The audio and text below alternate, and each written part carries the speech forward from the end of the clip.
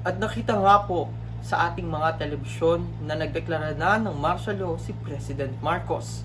Isa ito sa kinakatakutan ng ilang mga eksperto, lalo na sa mga kaganapan kamakailan lamang. Mga manonood, mga kababayan, buksan po natin ang ating mga mata sa realidad na maaaring mangyari sa bansang ito.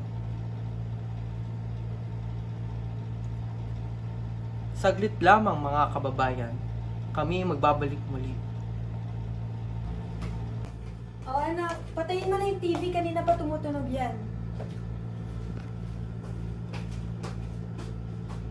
Ay anak, pakibili naman ng toyo. Bilisan mo baka masaduduhan ka na sa labas.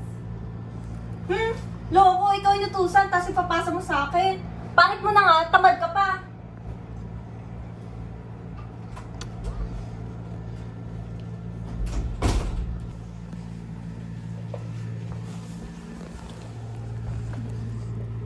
Anak, gising na. Gising na. Ang ate mo hindi pa bumabalik simula nung mga pinabili ko siya mga Ricardos. Maaari ka bang lumabas para hanapin siya? Pero mag-ingat ka ha, kasi baka makuha ka ng mga sundalo.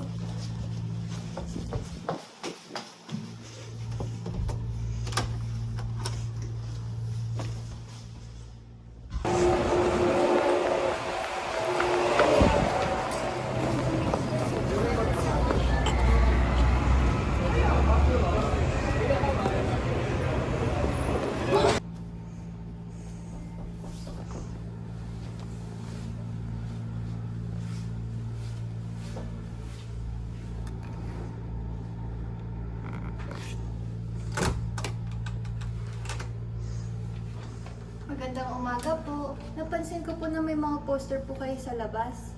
Nawalan din po pala kayo ng kamag-anak simula nung nagkaroon ng martial law.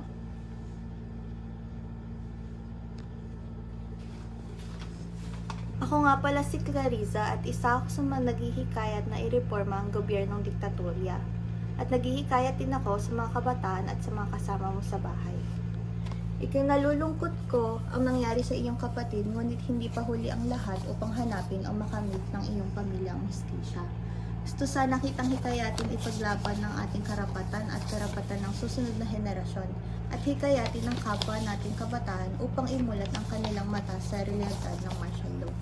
Hindi naman ito puro rally lamang, ngunit ang kilosang ito ay magbibigay liwanag sa mga dahas ng gobyerno at karahasang binubunga ng martial law. Gusto mo bang sumama at ipaglaban natin ang mistisya ng iyong kapatid at para na rin sa kinabukasan natin?